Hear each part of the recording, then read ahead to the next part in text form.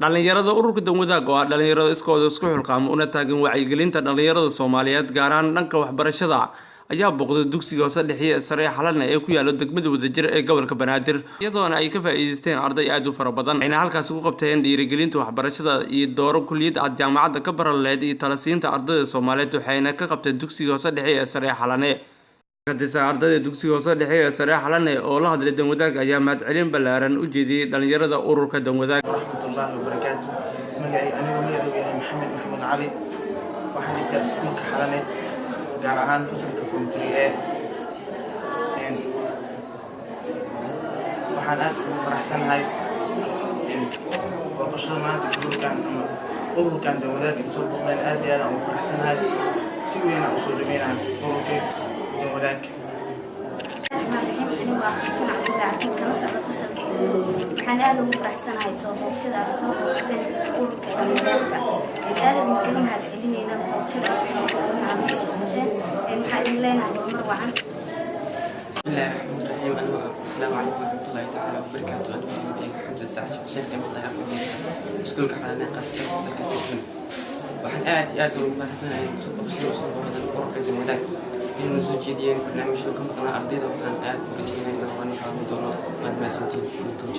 dhanka kale maamulka dugsiga hoose dhexe ee sare xalane Cabdisamed Ibrahim Maxamed Cali ayaa mahadcelin ballaaran u jeediyay dhalinyarada ururka Danwadaag sidii had iyo jeer u garab taagayeen dhalinyarada Soomaaliyeed maanta oo talaado ah 26ka bisha 2019 waxa sharaf weyn lama iloobaan inoo ah dhalinyarada isxilqaantay ka dhigay barbaleemka ubadkooda haysta moraalahooda wax baranaya haystaan ay la wadaagaan inay wacyigeliyaan duruufaha wax lagu baranayana inay saacidaan ayaan ugu mahadcelinayaa booqashadaas wanaagsan ay noogu imaadeen iskuulkeena xalana waxaan leenahay saanta soo qaateen ilaahay miisaan xasanaatukum yawm alqiyaama ilaahay idin saaro jannatul firdaws allah ay ku bishaareeyo badal khayr qaban allah idin siiyo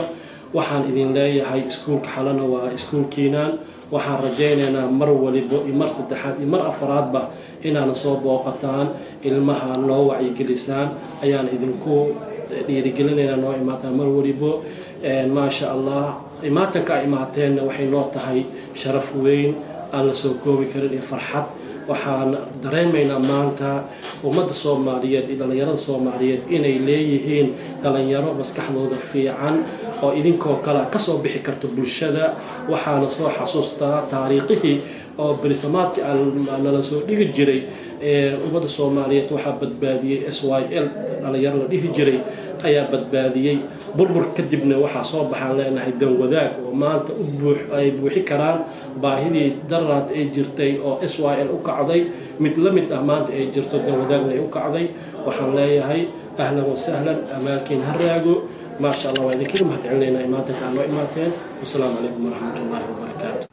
afayeenka dhalinyarada ururka Danwadaag Abuukar Muxudiin Xuseen ayaa mahadcelin ballaaran u jeediyay maamulka dugsiga hoose dhexe ee sare xalana sida wanaagsan ay u soo dhabeeyeen dhalinyarada ururka Danwadaag oo kale afayeenka ayaa carab ku dhiftay in iskuulka xalana ay joogaan maamul u diyaarsan soo dhabeynta dhalinyarada Soomaaliyeed waraan magacaygu waa Abuukar Muxudiin Xuseen ahna afayeenka ururka Danwadaag maanta waxaan booqasho ku tagnay iskuulka hoose dhexe ee sare ee xalana runtii waxaan leeyahay iskuulka hoose dhexe ee sare xalana waad mahadsantihiin soo dhaweynta wacan oo soo dhaweyseen